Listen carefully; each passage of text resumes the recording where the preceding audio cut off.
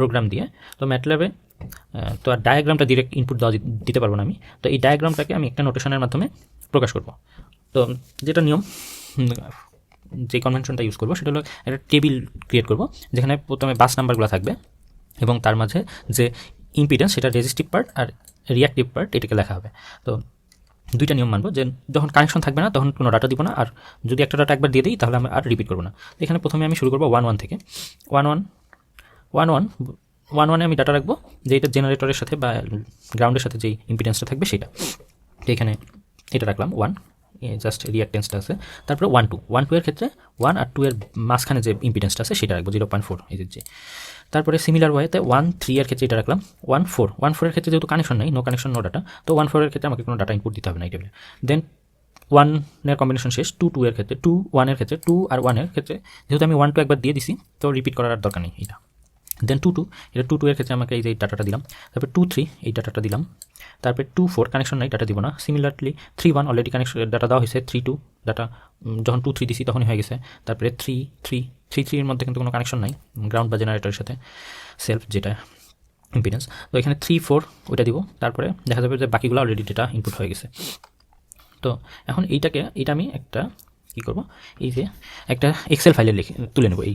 এই যে টেবিলটা এটা আমি এক্সেল ফাইলে নিয়ে নিছি, বাস নাম্বার দিয়ে রেজিস্ট্যান্স রিয়াক্ট্যান্স এটা দিয়ে একটা ফাইল খুলছি, ফাইল ক্রিয়েট করছি এক্সেল ফাইল, যেটার নাম দিছি ইম্পিডেন্স ডাটা।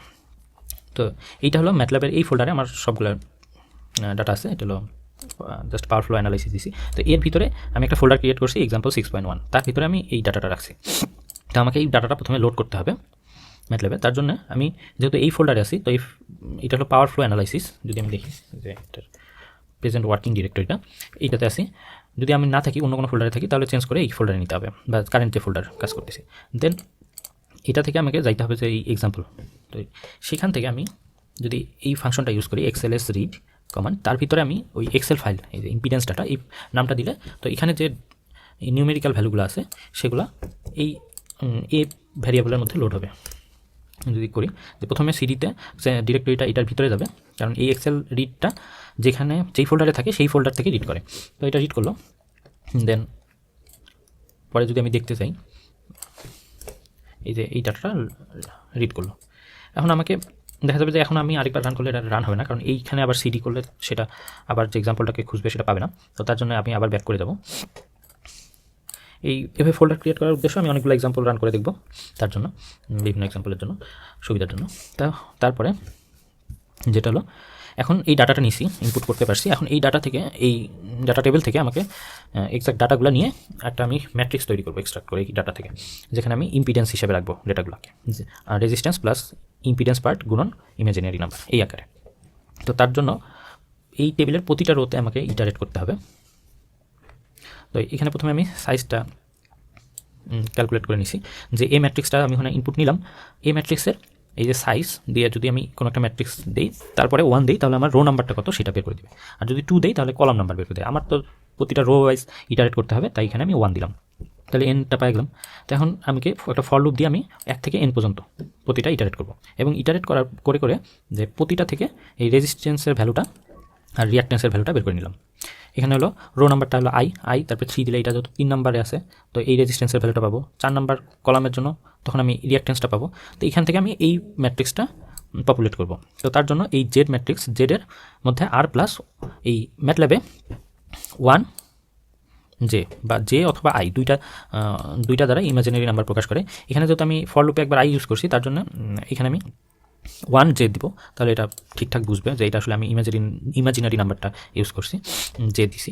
নাহলে এখানে একটা আই, এখানে আবার আই এর ভ্যালু দুইটা একটু কনফিউশন হতে পারে। তারপরে এখানে এইটা আমি পেলাম যে জেডটা, কিন্তু এখানে কোন পজিশনে রাখবো এই ম্যাট্রিক্সের, তার জন্য আমি এই যে বাস নাম্বারটা ইউজ করবো, বাস 1 1, এই যে এ আই 1 1 নম্বর কলম 2 নম্বর কলম, এটা হলো রো, এটা হলো কলম। তো এইটা দিয়ে আমি যদি করি এখানে এই কোডটা এই পর্যন্ত করি, তারপরে যদি দেখি এটা রান করে, তাহলে দেখা যাবে যে পুরোপুরি হয়নি, জাস্ট উপরের ডাটাগুলো হয়েছে, নিচের ডাটাগুলো 0 আছে, আর ওর থেকে কিছু ডাটা আসেইনি। কারণ যেই ডাটা নাই সেখানে তো যেহেতু আমি ডাটা দিইনি টেবিলে, তো এই পাশে ডাটাগুলো তো আসেই নাই, এইটা ডাটাও আসেনি। তো তার জন্য আমাকে কী করতে হবে, যে এই পাশে আর এই পাশে কিন্তু সিমেট্রি। তো জাস্ট আমাকে পরে আবার বাকি ডাটাগুলো লোড করার জন্য এটা জাস্ট রো আর কলামটা এক্সচেঞ্জ করে দিতে হবে। সেটা যদি দিই, তো সেটা দেওয়ার পর রো আর কলামটা আমি এক্সচেঞ্জ করে দিলাম। এখন যদি রান করি তাহলে দেখি যেটা এই যে সবগুলো ডাটা চলে আসছে। এখন আমার পরের যে স্টেপ, যেইখানে জিরো, আচ্ছা যেখানে জিরো আসলে কানেকশন নাই, তো কানেকশন না থাকলে সেখানে আসলে ইম্পিডেন্স ওপেন সার্কিট, তো ইম্পিডেন্সটা হয় ইনফিনিটি হওয়ার কথা। তো আমার এখানে ম্যাটল্যাবের নিয়ম অনুযায়ী আমি যখন ম্যাট্রিক্স ক্রিয়েট করবো তখন যদি কোনো একটা ইন্ডেক্সের ভ্যালু আমি না দিই তাহলে ম্যাটল্যাব ওটাকে জিরো দিয়ে ইনিশিয়ালাইজ করে, কিন্তু আমার দরকার ইনফিনিটি দিয়ে। তো আমি কী করবো, যেগুলোতে জিরো আছে ভ্যালু সেগুলোকে সবগুলো ইনফিনিটি করে দেবো। এটা এই এক লাইনে এভাবে লেখা যায় যে যেখানে জিরো সেইটাতে ইনফিনিটি, অথবা যদি আমি ফর লুপ দিয়েও ইউজ করতে পারি। এটা একটু লেন্দি হয়, বাট এটা বোঝার জন্য সুবিধা যে প্রতিটা রো ওয়াইজ ইটারেট করলাম, দেন প্রতিটা কলাম ওয়াইজ ইটারেট করলাম। আর এনটা কি, এই ম্যাট্রিক্সের রো অথবা কলাম, যে ম্যাট্রিক্সটা সবসময়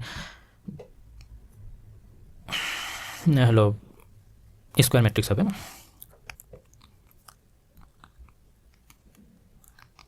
তো এটার মধ্যে ইটারেট করলাম, এবং যেখানে এই যে জেড আর সি এখানে যদি কোনো কারণে জিরো থাকে, যে এই এলিমেন্টগুলোতে ভ্যালু জিরো, সেখানে আমি ইনফিনিটি দিয়ে দিচ্ছি। ম্যাটল্যাবে INF দিলে ইনফিনিটি হবে। তো এটা হলো। দেন এখন যদি আমি এটা হলো এতক্ষণ ছিল ইম্পিডেন্সে। এখন যদি আমি অ্যাডমিটেন্সে নিতে হবে, আমার তো ওয়াই বাসটা হলো অ্যাডমিটেন্স ম্যাট্রিক্স, তো এটার জন্য 1/z করতে হবে। তো তার জন্য ম্যাটল্যাবে এই যে ভাগ করে দিতে হবে 1/, তো আমি ডিরেক্ট 1/z এইভাবে লিখতে পারি না, কারণ এটা হলো ম্যাটল্যাবে ম্যাট্রিক্স ডিভিশন বোঝায়, কিন্তু আমার দরকার হলো প্রতিটা এলিমেন্ট ওয়াইজ ডিভিশন।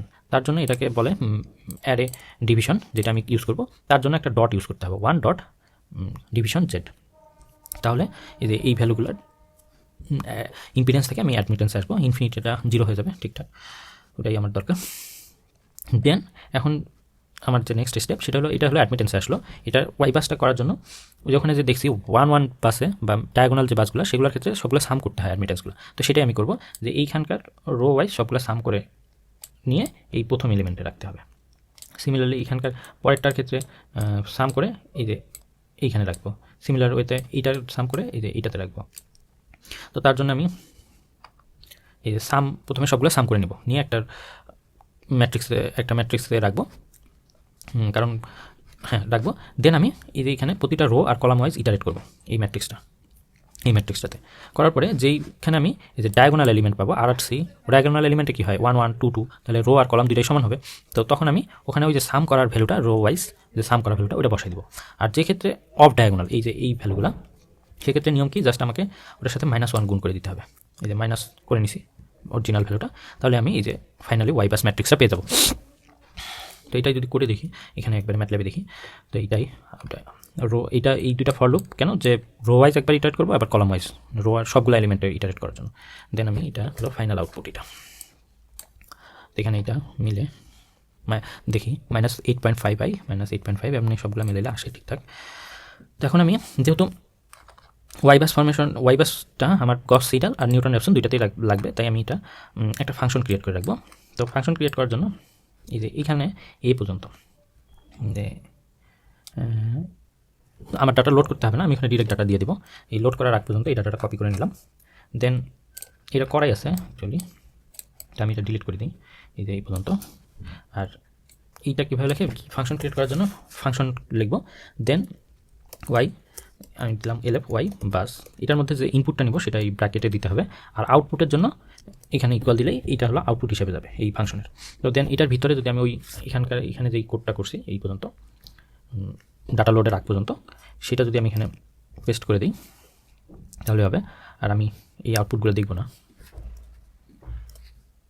দেন এখানে যে ওয়াই বাসটা হলো সেটা আর এর মধ্যে নিয়ে নিব, এটাও দেখব না।